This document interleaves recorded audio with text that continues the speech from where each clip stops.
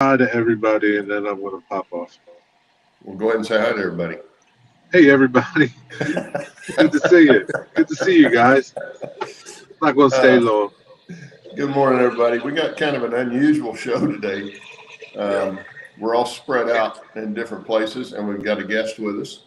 So we're going to carry on like nothing happened, like we usually do. Jerry's working. Steve's at Train Mountain. Bill's in an airport right now, heading back to Ohio.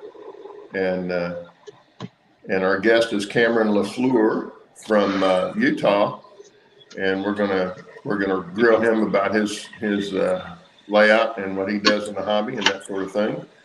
And Steve, do you want to try and do the rundown, or you want to let Dennis do it?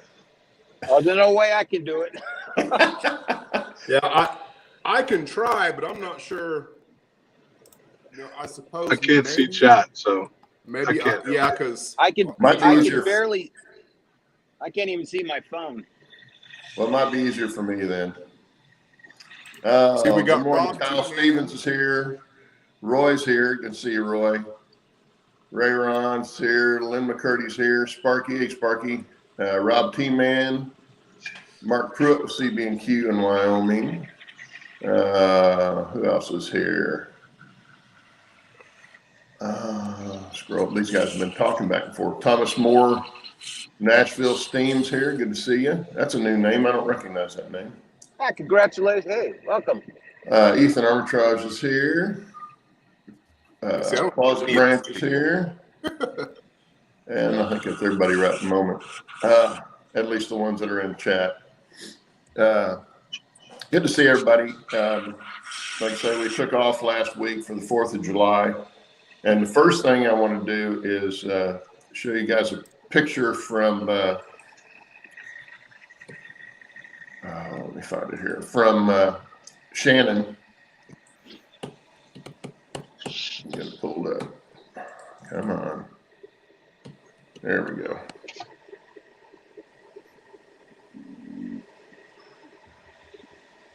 This is his, did it come up? It didn't come up yet. Why isn't it on there? That's his new baby? That boy is out of his mind. This is his new boy, was born on the 4th of July. Oh, that's cool. His name is, oh, heck, I forgot his name now. Anyway, this is his new baby boy. And Lorenzo, did he say? Lorenzo? Lorenzo, yes, thank you. That's a good name. He's going to have a whole basketball team. Yeah. Yeah, he's got a house full. Congratulations, Shannon. Yep. Congratulations to Shannon and Mom, Crystal. And good luck. Is that number 4, right? Good luck. Number 4? Number 4 for him? I think it's 5. No, I think it's just 4, isn't it? I don't know, 4 or 5. It's one of them. like that. Hey, Allie's here. Good to see you, Allie. Anyway, our guest today is Cameron LaFleur. And I'm going to start off with Steve. I'm going to mute you. Okay. Wave if you want to ask a question. I'm going to start off with, how'd you get in the hobby? Through my dad, actually. Growing up, he had a layout down in the garage, and then his kids got older, and he started growing the family. He ended up tearing that down, but allowed me to use his track and set up a little section up in my room, and just kind of, fell off with getting older, and then got back into it about 6-7 years ago, maybe a little longer than that. But that seems to be the most common thing with adults that are in the hobby. We started off young, and then of course kids come along, and you don't have the money or the room or the time, and then when the kids finally get out of the house, you kind of go back to it. But so you're an N scale, correct? Correct. Yep. So what do you model a certain area or time period, or? Time period is modern. Area it's loosely based off of Northern Utah here. Really, I didn't want to be tied down with specific actual prototype modeling, mainly because I knew I just wasn't going to be able to replicate things how I would want it. And so it was just kind of the happy medium of that I'm using, at least on my layout, I'm using real town names that are here up in this area, but then everything else is pretty much just however I want it to look. So that's kind of the way I do things too. It just take the prototype and kind of freelance off of that, and that way you aren't tied down, and you can do stuff that maybe fits your space better than what a prototype would. Yep. The proverbial railroad of lies. Mm-hmm. Uh-oh. Who'd we lose? Oh, Jerry. We lost Jerry. Okay. That's Jerry. Anybody else got a question for him? He's not got any questions. I've always got questions. Sometimes it just takes me a second to remember what I want to ask. So do you do some scratch building as well? Or is everything you do kit bashing, so on and so forth? Mainly it's kits. I want to get into scratch building with some of the NMRA stuff, with their achievement program. Been really, that's where I'm at right now. But. I think Steve wanted to ask a question. Yeah. What road name do you model? What road? I'm trying to. I've got a couple. But it's mainly Union Pacific and BNSF. Oh, you had to say BNSF. Steve was going to say that. Sorry. Steve was a Santa Fe engineer before the mergers. The BNSF ruined the Santa Fe. Well, if it's any consolation, I have a couple of Santa Fe GP60s that run around every now and then. Oh, there you go. Okay. Well, Steve, and we've got the Mark Pruitt's friend up in Wyoming that's going to be a guest at some point. He's an ex-engineer, I think, for can't remember if it was for Burlington. I think he said it was BN. BN, yeah, I think it was Burlington, and he said the same thing when the merger started happening. It kind of screwed stuff up, Yeah. Which I can imagine. But anyway, so Cameron, do you have like a bedroom in your house where you've got your layout, or do you have a basement, or? It's a room in my basement. Really, there just wasn't anything that I wanted to put in there. I know the previous owners of the house had tried to do like a theater room to it. It was wired up for surround sound, but to me, here's the great place to do the layout. So why not use it for that? Yeah. Now, Yeah. Cameron, do I have you confused with somebody else, or do you also have some HO as well? I don't have any like running HO. I have a little bit of HO equipment from a little stint when I was younger, but Okay, I was thinking you had like a small HO, I don't know, like diorama or something, like a little shelf thing, but you primarily were in scale. I probably have you confused with somebody else. that sounds more like Roy Eltham that you may be thinking of. Maybe, but I don't know.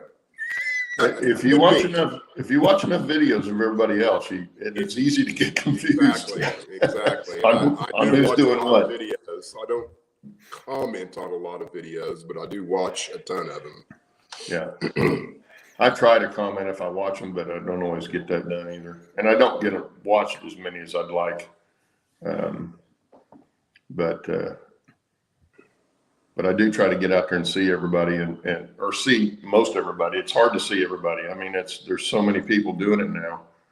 Yeah. And it's easy to get off on a side tangent in YouTube. So I'm real guilty of that.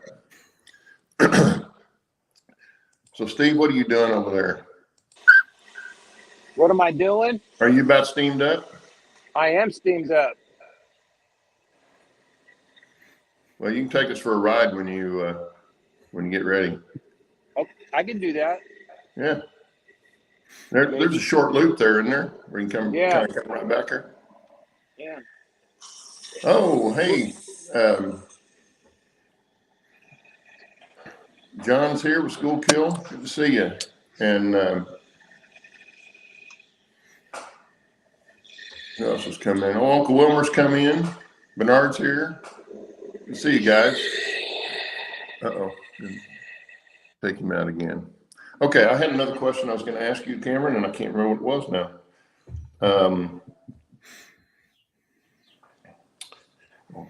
Oh, I know what it was. Have you ever met Dale and Karen Toyman?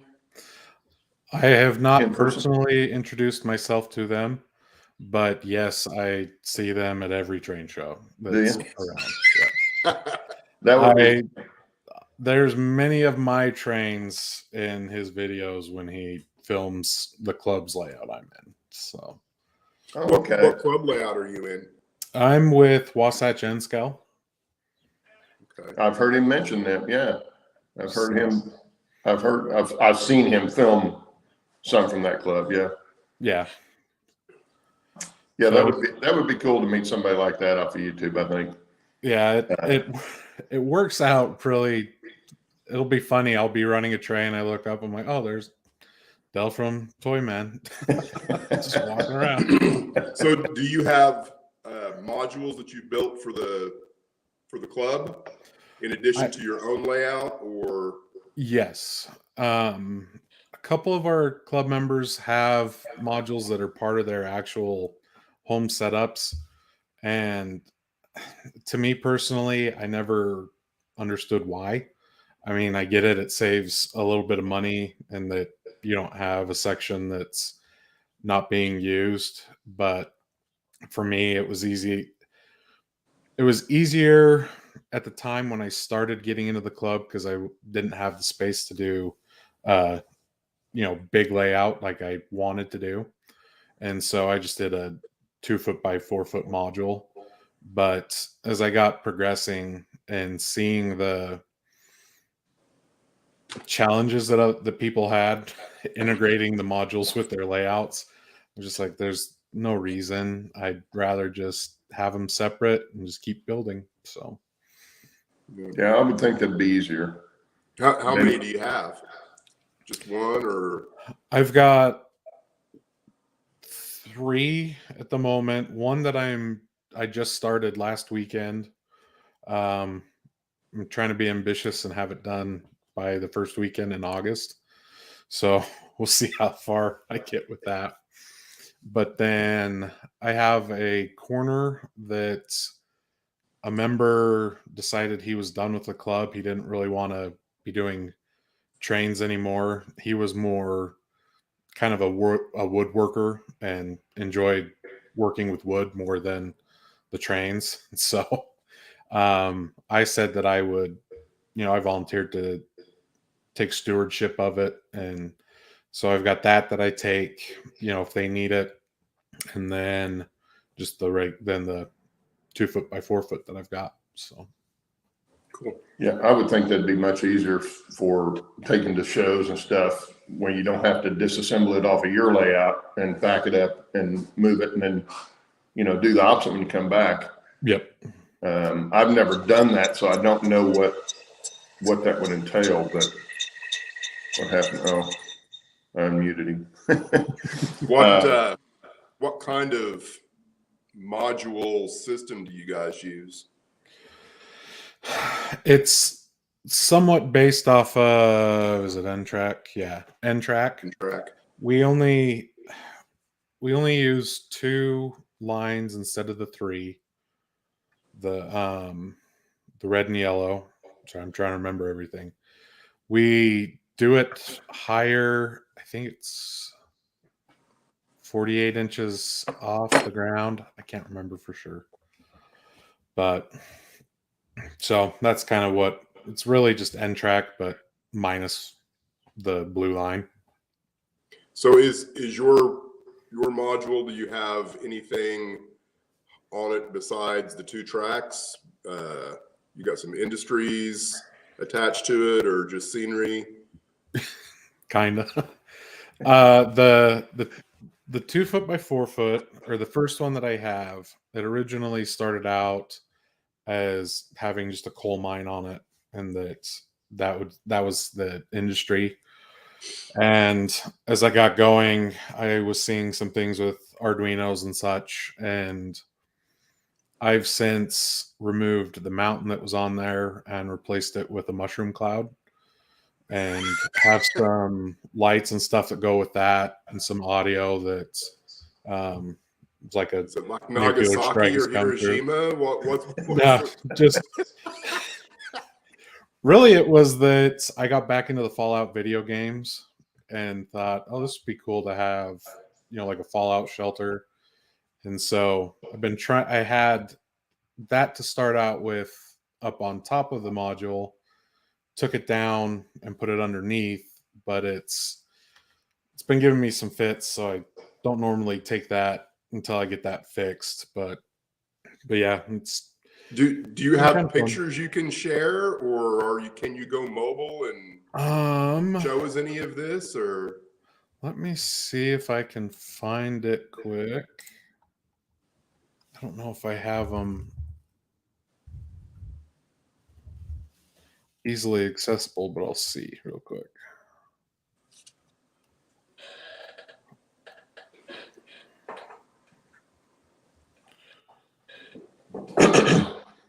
Bernard, yes, he's in northern Utah. do what? Well, Bernard said, well, if he's with the Wasatch N scale, he must be in Utah.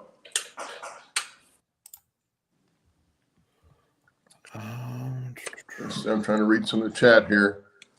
Where was the best train show you have been to? Best model train memory? That's from Sparky. Good question. That's a tough one.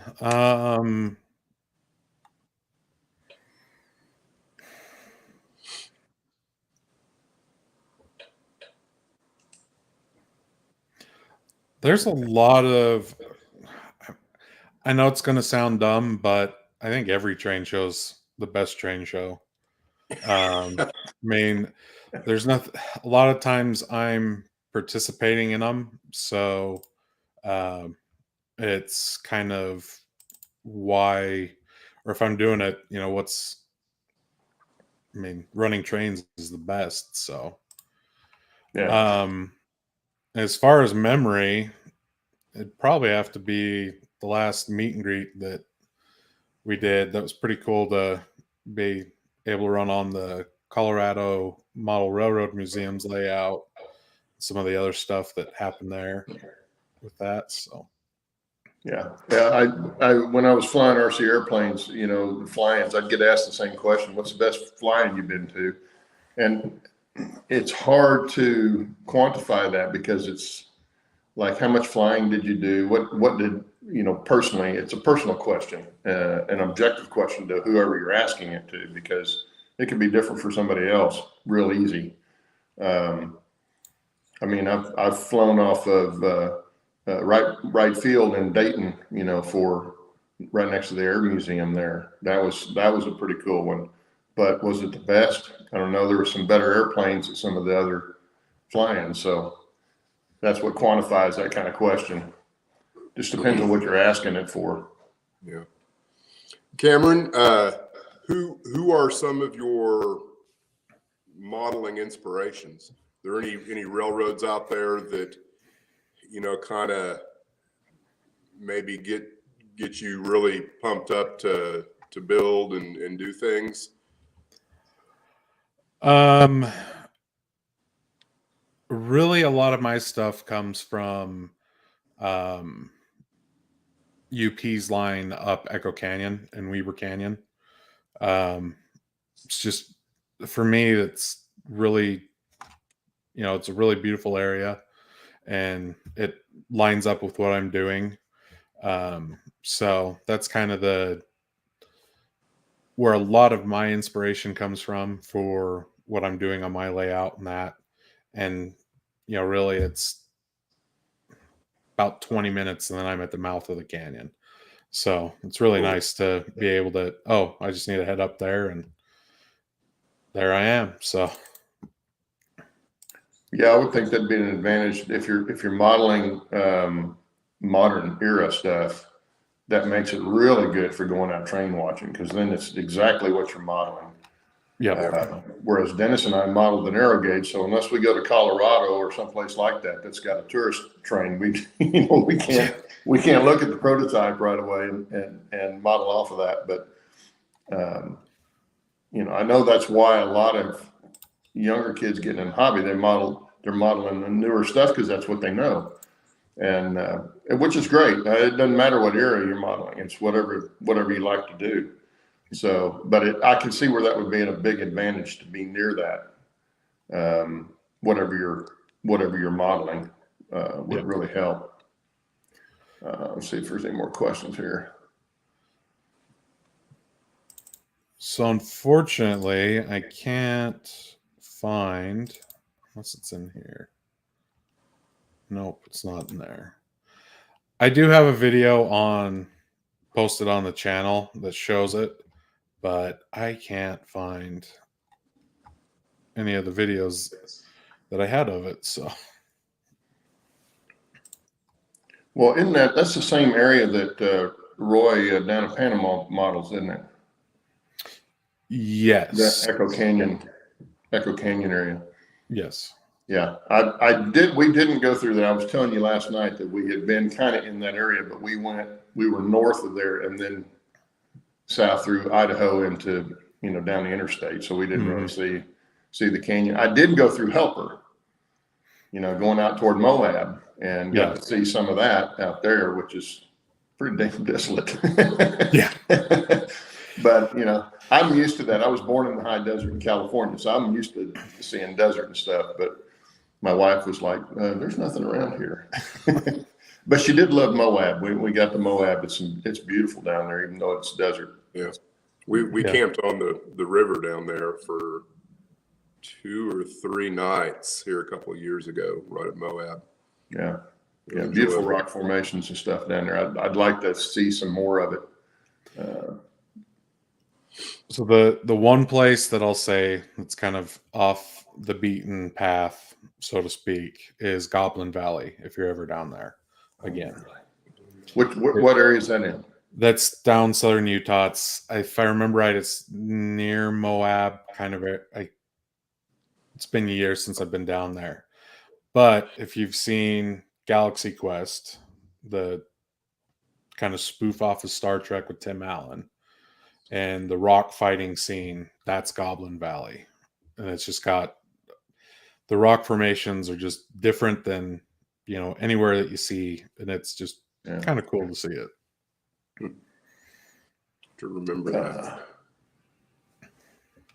Okay, Bernard says, sure is nice, Cameron. I lived in Morgan, was there when the guy hit the bridge and UP derailed and dumped all the cars. Oh, how long ago was that, Bernard? That was before my time, or before you got to be careful when you start, because Bernard's old like I am, so you got to be careful when you start going back like that. Well, and they're also being very, I don't know how to word it, but they're taking greater care in that area. They've fenced off some stuff with the bridges, mainly that there was one girl that was just playing around in some bridges and had her head up through the tracks, and had to jump off the bridge. Or I think she broke her arm and stuff, and it's just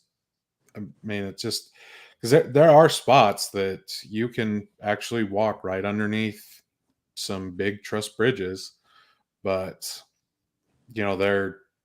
they've adopted now that they blow their horn at every bridge now, because part of it is that it's right along a river that's really known for rafting, and So it stinks because why are you guys doing that? You shouldn't be.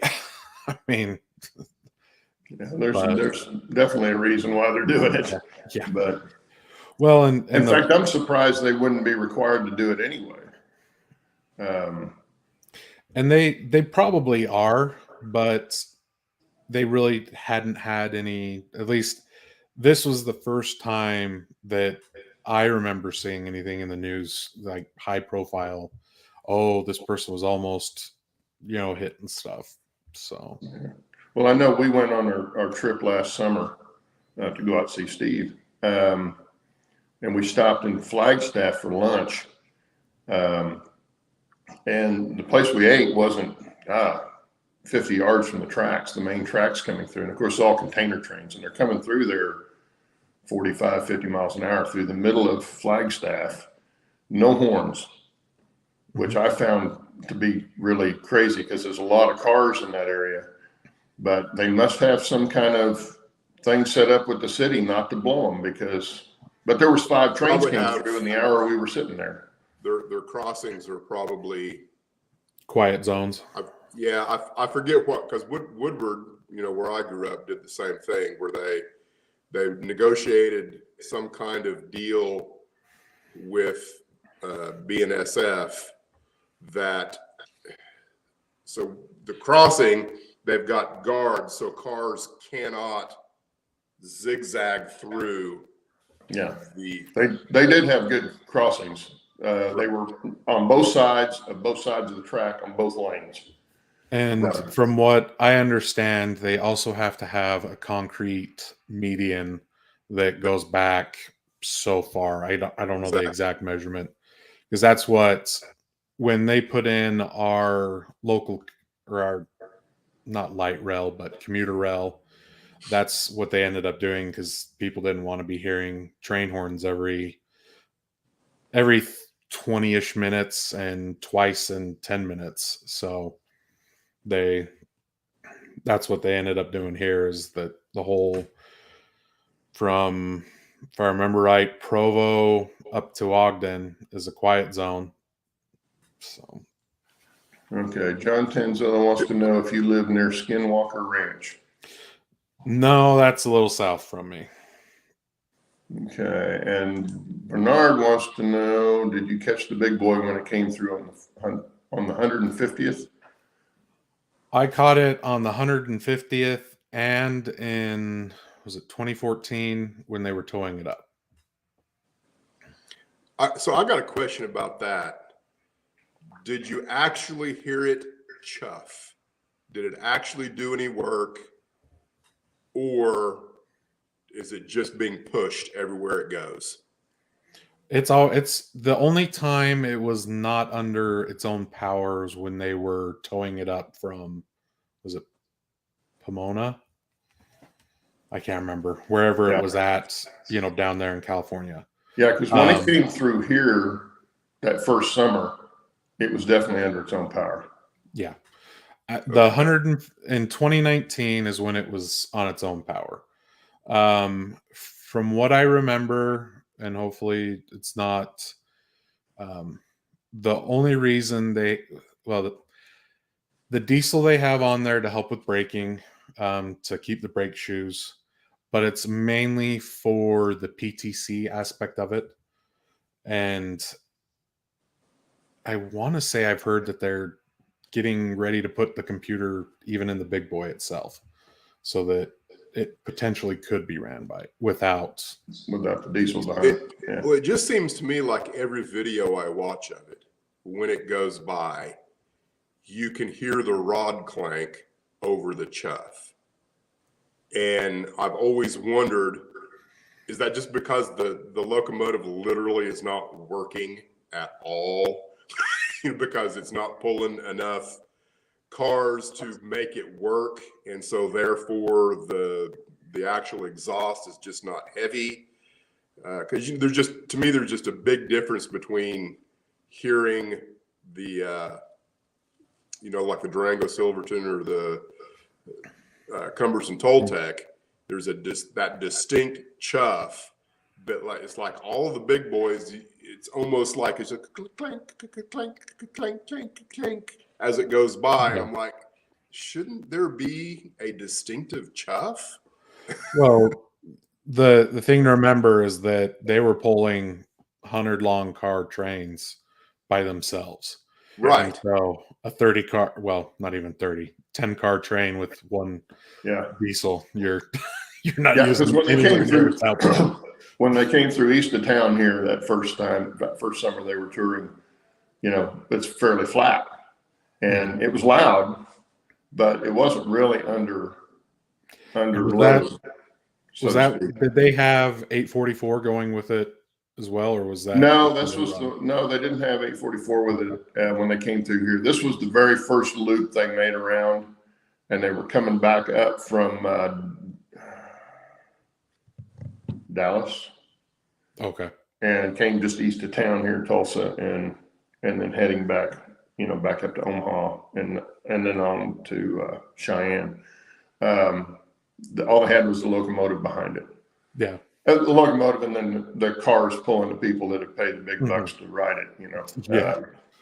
But I was surprised when they came through, because the town that I saw it in was this little bitty town, and the tracks go right through the center of town. And they didn't slow down at all. Didn't have a high rail truck out in front of them getting people off the tracks, because people had their kids up on the ballast. And of course, they started backing off, luckily, before they got there. But they had nobody out there telling them to get away, get off the side of the tracks, because they were up right on the tracks up until it came through. It was a scary little moment, because you never know what somebody's going to try and do. Yeah. Well, and I know, I'm pretty sure it was the Rocky Mountain Train Show in April. I can't remember. They were able to they had an interview with Ed, and he was saying that now they have volunteers that are part of their crew, as they're getting ready to leave, walk up in front of the engine and keep people off, because they were people just trying to take selfies, right up next to the tracks. And it's like, you're going to get hit. You need to move. Yeah, exactly. We had another question for you. What's your favorite locomotive and or rolling stock? Any locomotive, really.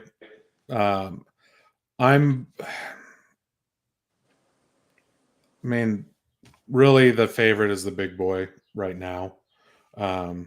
Just because, and I liked it back the first time I saw the early Pentrex VHS of, I think it was Giants on the Rails or whatever. And so that's been, it's been my favorite. So it was like really cool when they said, oh yeah, we're going to be restoring a big boy. I was like, oh cool. I'll be able to see one actually run in my lifetime. So, and then rolling stock,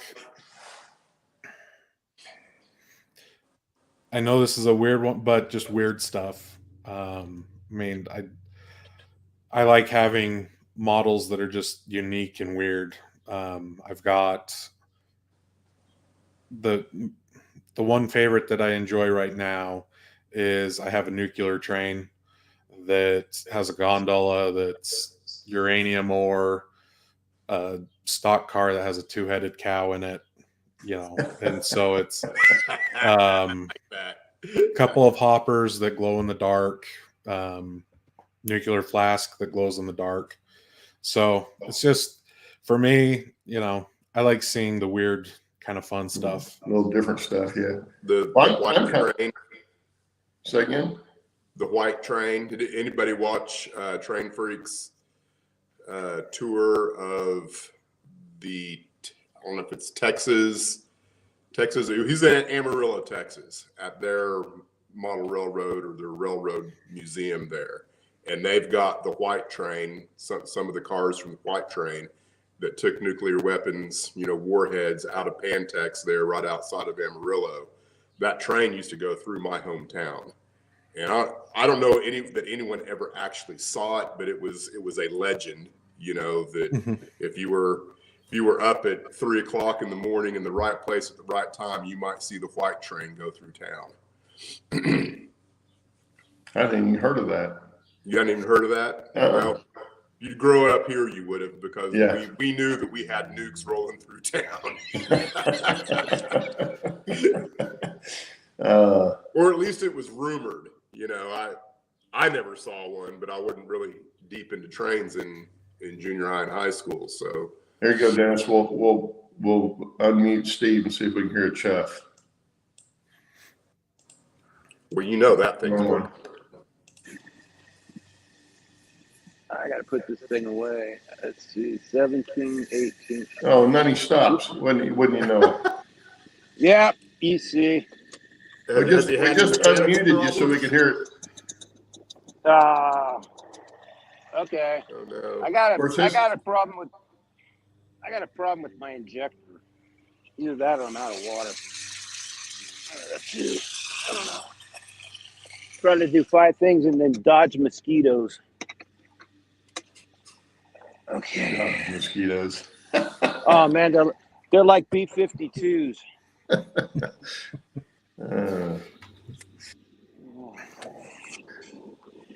Well, okay. There we go. Okay. Well, if you want, I've got a few. I can throw up a few pictures of the layout. Oh yeah. That'd be great. I'm going to mute you again, Steve. Okay. I know I've seen some of your stuff on Discord and some of your videos. Okay, let's do this then.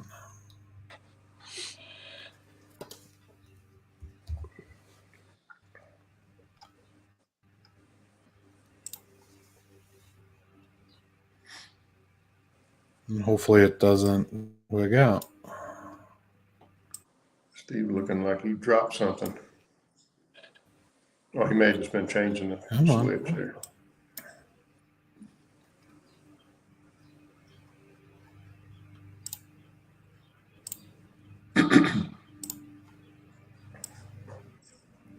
Yeah, Dennis, Steve's train doesn't really chuff. It sounds more like popcorn farts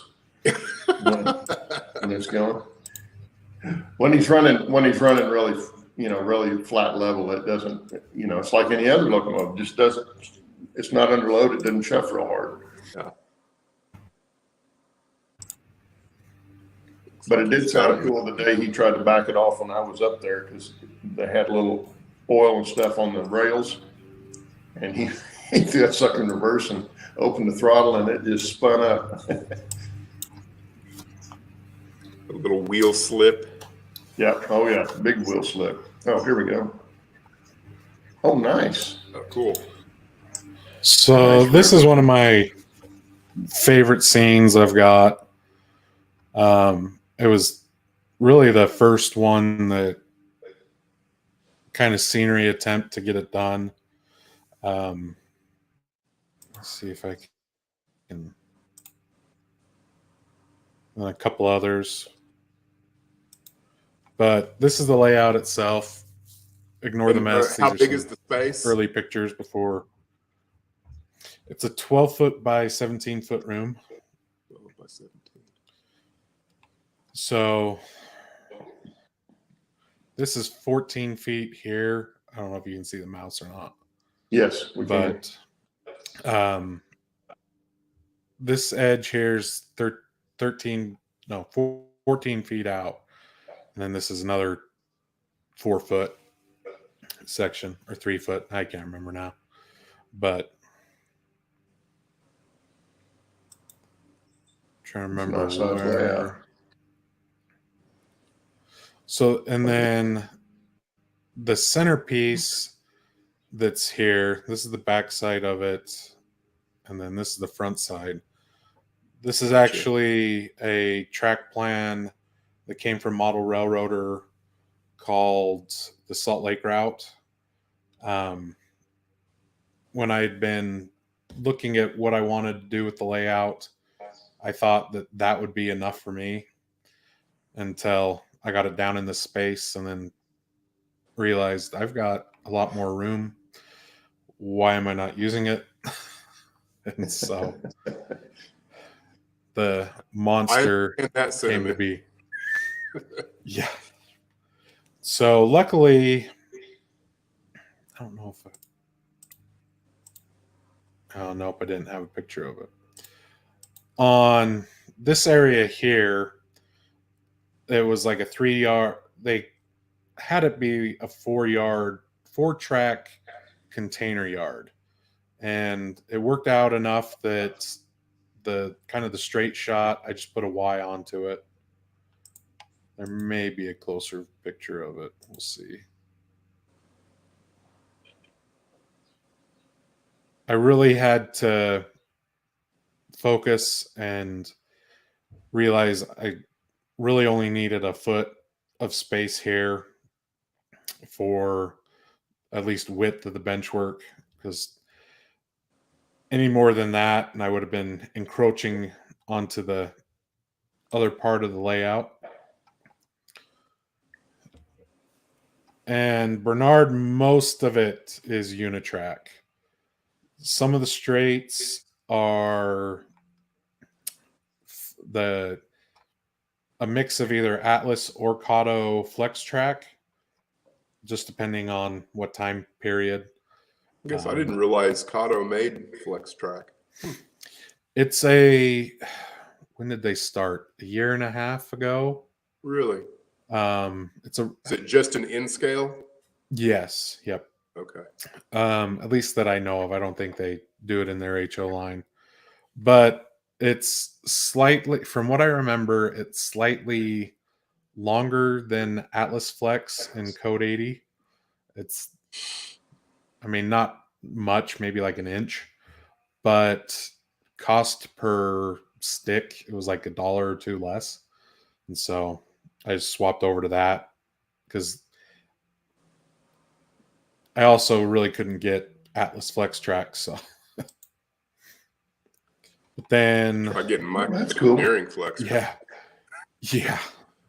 So this is another thing that I've worked on, little kind of coal mine. There are lights. I don't know if I took a picture of it with the. I didn't. I have considered doing that. I just haven't decided that I want to put the time in to do it. I've got a place that it would work perfect on. Thank you. How's it running? Oh, pretty good. So the easiest thing that I found was, this is just 1-inch foam, Stacked. the whatever it is, but I just took a router to it and routed out the foam to however I wanted, and I just made sure to leave. This is an actual, if I remember, I can't remember the exact height that it is, but I think it's about 10 feet tall in N scale. And so I just left a little lip of the foam with the router. That way I could glue it together. I had a little bit of space that I could trench out for the wires going to the LEDs, and that was that. And then the Y that I was talking about,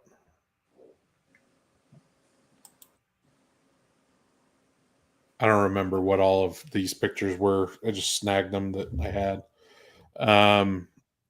The change here is I do have this track going down to a helix so that I can do some staging off to this side. But that's on pause until I get other stuff done.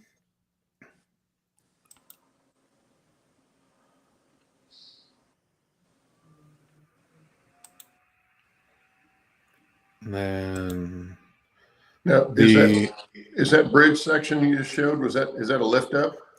it's actually a swing gate. Oh, swing gate. It's Okay. actually swing.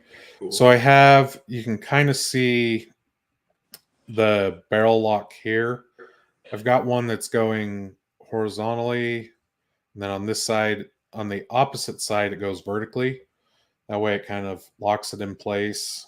And then I can't remember where I learned it, but in my research of kind of best practices, or I guess really how to build a swing gate, Um, the one thing that I saw was to build a little shelf that both ends will sit on. You can kind of, you can't see it over here, but you can see the piece here. And the reason for that is it helps save the hinge and it won't warp or that, from the weight of the, just supporting the gate itself. Yeah. If the bridge sags a little bit on the non-hinge side, you will always have a place to index that should remain the same regardless of what goes on with the hinge. Yeah. So that's what that was. Mark Pruitt says he sees you use NCE. Yes, I really have no reason for it other than that's what the club uses, the club used it, and so that was kind of my introduction to it. Seeing a few things, reading on it, this could be wrong at this point, but it seemed like it was easier to consist at the time with NCE. However, I don't even use that anymore. I'm using JMRI pretty much exclusively for all of my train running now. It was a lot cheaper to buy a $20 USB bridge to connect to an old laptop, to an old Wi-Fi router, and I don't know if I just use tablets now. And these tablets, I was able to get their Amazon Fire tablets, a couple of years old, but I was able to get them for $15 a tablet. Oh, wow. And too. And to me, I use it also with my operations with ops or with Operations Pro or whatever it is. And it's nice to have both my switch list and the throttle right there on the tablet. So, and, again, $15 tablet versus I think, $150 wireless throttle that, that then the other thing that I like doing is hot swapping my engines to whatever consist I want. And with engine driver, I select whatever engine I want, tell it if it's going forward or reverse, and just keep adding as whatever I want, and it's good to go. Yeah, I haven't ever used engine driver. Have you used it and what's it called? Y throttle? Have you used both? I'm a snob, I guess, or I don't know what you want to call it. I don't like Apple, so I don't. I use Android stuff. However, I do have club members, or there are other club members that have used Y throttle. They don't have any issues with it. The only thing that I think the rumor I had heard was that, well, I honestly don't know, so I'm not even going to even say that rumor. But in order to consist multiple locomotives together, you do have to buy the $10 app or the full version of Y throttle. That might be. I've only ever had the paid version, so I can't speak about the non-paid version.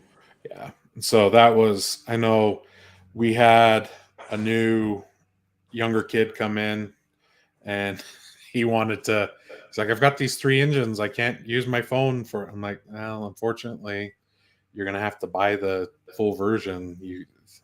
There's just no way around it. So, but then I know Jerry wanted to kind of see these so I'd thrown them in. Are those in scale? They are in scale. Wow, they look big. That's a lot of detail for in scale. I'm just close here. Are those- I don't know. Are those 3D printed? Yep, they are. Nice. Yeah, they look really, really good on the detail. So I'll hold up. I'll hold up the final product once I close out, and I'm not. So do you have? Is this off of your 3D printer? Yes. Do you have one? Yep. Okay.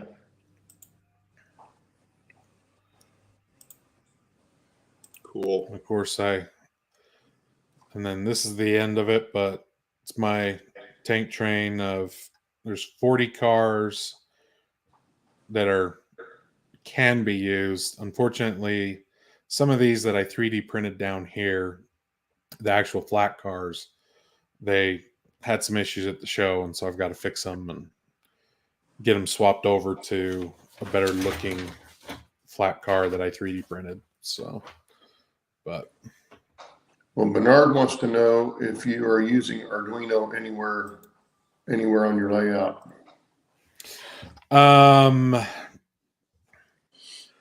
Yes, I shouldn't have closed that.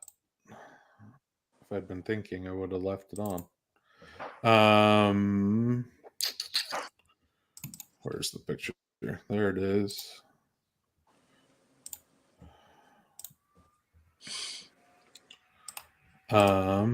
Here we go.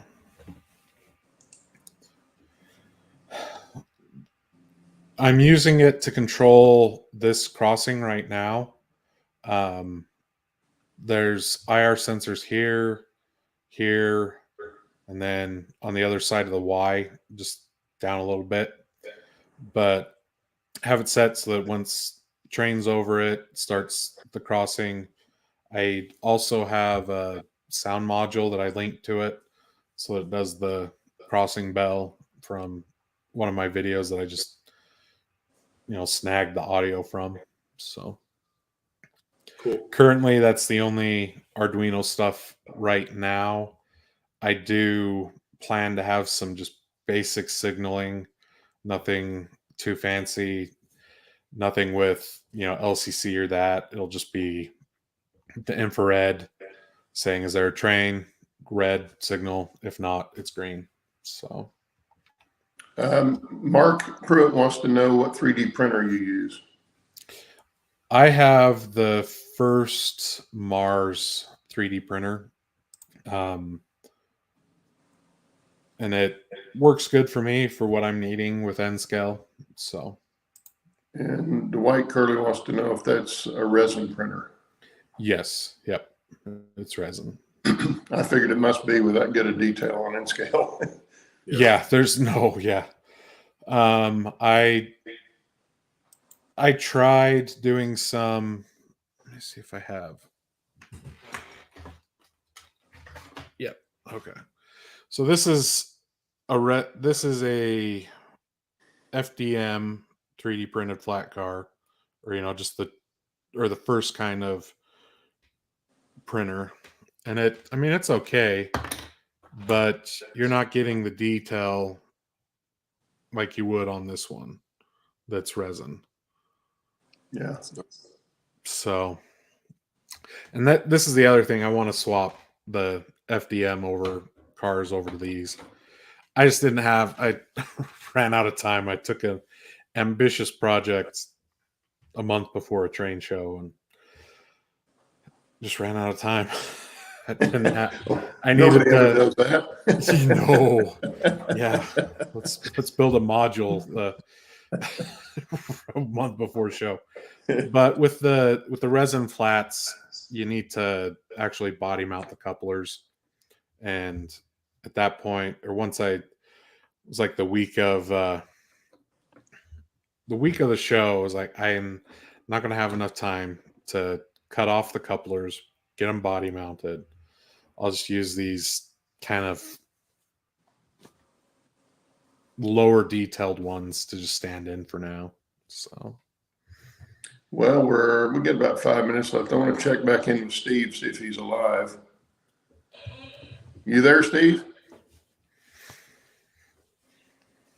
Must not be. Well, he was talking to somebody, probably Tim. Tim's down there too, his friend. He probably will. He may be committing Harry Carey if he screwed his engine up. Hopefully he didn't, but I don't know what kind of problem he was having there, but he did. Somebody said he didn't look happy. Why is it doing that? Oh, well. Anyway, so do we have any other questions for Cameron? Guys, we're toward the end of the show here. I know Bill would have had a ton of questions for you. He always has some good questions, but he's not here today, unfortunately. Did you talk about your tank train? Yes, he did, Jerry. And then here is, I don't know how well it's going to Oh, here we go. Hang on. But Make it bigger. there they are on the flat cart, on a micro trains flat car. Very cool. Yeah. Yeah, that printer does nice work. So, Because that's my only knock on the 3D printers is the detail. A lot of times is not very good, especially on the filament ones. If you're using resins, much better. But let's see. well, and in my case, I wanted to do a Sherman tank train for a while, but in terms of cost, it just wasn't effective. Even now, the micro train set $90 to $100 for 3 flat cars and 6 Shermans. Just for me, it's not cost effective to do that when I can essentially get a 3D printed and scale tank for cost for me about 50 cents. Yeah. So There's Steve. Oh, I was talking to somebody. Sorry about that. Well, everybody wanted to know if you hurt your engine at all. No, it's been a little quirky. I got some injector, but it's nothing huge. I just got to tinker with it a little bit. Nothing bad. Okay, well, good. Somebody thought you'd run out of water. Well, no, I was getting close because I had an injector not putting water in. So I had water, but anyway. But the mosquitoes, man, they were like B-52s. I was trying to hold the camera, run this thing with gloves on, squat mosquitoes. And they're big. They're big mosquitoes. Yeah. Oh, well, we got about 2 minutes left. You got any questions for Cameron? You'll have to go back and watch the video because you missed it all. I know. I heard it all. I had my earbuds in. I heard it. Yeah, you have to go back and see the pictures of his layout. He's got a pretty good layout. Yeah. Yeah, from what I saw, it looked really cool. Yeah. Really nice. But yeah, you have to come back on when I talk to you. Yeah, when you're at home. that can probably be arranged at some point. Yeah, because Steve is also in scale, so yeah, you guys would have something to talk about on that level. I'll have to dust off the cobwebs and stuff off of mine. I've kind of put it on hold since I got this thing. I haven't really done anything on it. This has been my focus for the last 2 years. But anyway. Well, we got some good video of you though, riding around. That's good. So, That's good. What do you got? and yeah, that's about the end of our show. Cameron, thanks again for coming on. Yeah. And what would be fun sometime is if you want to let us know when you're going to be at a train show with your club or something. Maybe do a short shot from the train show. Okay. You know, come on the show and do 5-10 minutes. Might be fun too sometimes. So if you want to just hit me up when you're going to be there, give me a little bit of warning so we can set it up. But if you think you'd be able to stream from the location. The next show and it's probably good to talk about it now if you want it, will be the 5th of August. And it's up in the Evanston Roundhouse. And if I remember right, there's pretty decent cell signal that I'd be able to do something like that if you wanted. Okay. So August 5, I'll write that down so I don't forget, because if I don't write it down right now, I will forget. I'll write it down and get it. Or I lose it. Yeah. Is that a Saturday? Yes. Yeah. All right. We'll go through all of it, but Yeah, well, just shoot us some shots just from the train show, just of your club's layout there on the at the show would be good too. Okay. Well, anyway, everybody, we're at the end of our hour. Like I say, Cameron, thanks for coming on, and thanks for being here, Dennis, since Steve was playing with his trains and swatting mosquitoes. And I'm hoping Bill will be back next week, and Jerry both. But anyway, thanks everybody in chat for being here, and we'll see you guys next week. Next week. Later, guys.